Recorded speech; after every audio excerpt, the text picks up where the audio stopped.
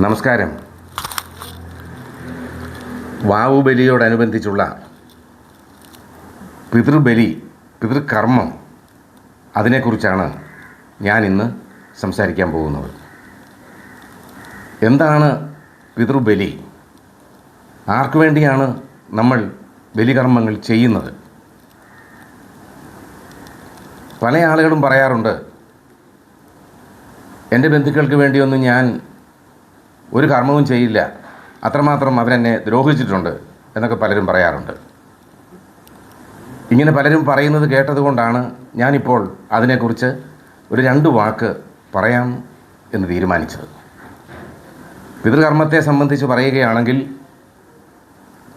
മരിച്ചുപോയ ആർക്കും വേണ്ടി അല്ല നമ്മൾ ഈ കർമ്മങ്ങൾ ചെയ്യുന്നത് എന്ന് ആദ്യം മനസ്സിലാക്കണം. ഈ കർമ്മങ്ങൾ നമുക്ക് വേണ്ടി തന്നെയാണ്. കാരണം നമ്മുടെ പൂർവികന്മാരായ ആളുകളുടെ ജീൻ അത് നമ്മളിലുമുണ്ട്. അതിനെയാണ് പാരമ്പര്യമെന്ന് പറയുന്നത്. പാരമ്പര്യ രോഗമെന്നും പാരമ്പര്യ സ്വഭാവമെന്നും ഒക്കെ നമ്മൾ പറയാറില്ലേ? അത് സത്യമല്ലേ? അത് സത്യമാണല്ലോ. അപ്പോൾ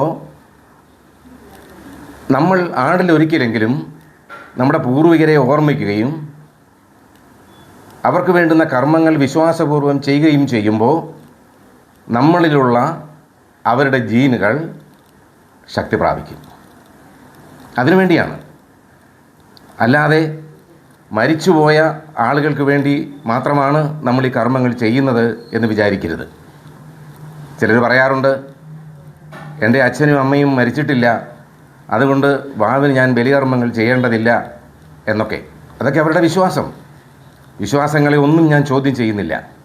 പക്ഷേ പാരമ്പര്യത്തെക്കുറിച്ചും നമ്മുടെ ശരീരത്തിലുള്ള നമ്മുടെ ജീനുകളെക്കുറിച്ചുമാണ് ഞാനിപ്പോൾ ഈ പറയുന്നത്. ഈ പാരമ്പര്യമാണ്, നമ്മുടെ പൂർവികരുടെ ജീനുകളാണ് നമ്മുടെ ശരീരത്തിൽ കൂടി ഓടുന്നത്. അത് തലമുറകളോളം നീണ്ടു നിൽക്കും.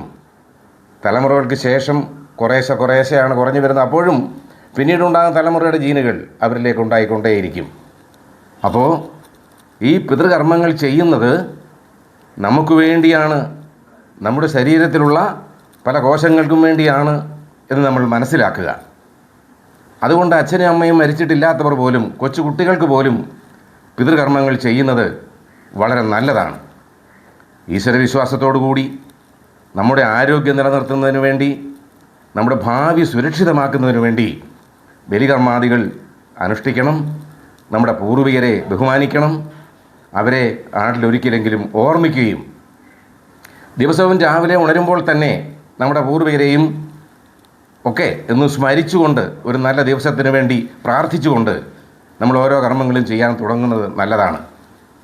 അതുകൊണ്ട് ഈ പിതൃകർമ്മങ്ങൾ ചെയ്യുമ്പോൾ മാത്രമല്ല, എല്ലാ ദിവസം ആരംഭിക്കുമ്പോഴും നമ്മൾ ഓരോ പ്രവർത്തികൾ ചെയ്യുമ്പോഴും നമ്മുടെ പിതൃക്കളെ, ഗുരുക്കന്മാരെ, അച്ഛനമ്മമാരെ മനസ്സിൽ ധ്യാനിച്ചുകൊണ്ട്, മനസ്സിൽ ഓർമ്മിച്ചുകൊണ്ട് ഓരോ കർമ്മങ്ങളും ചെയ്യുക.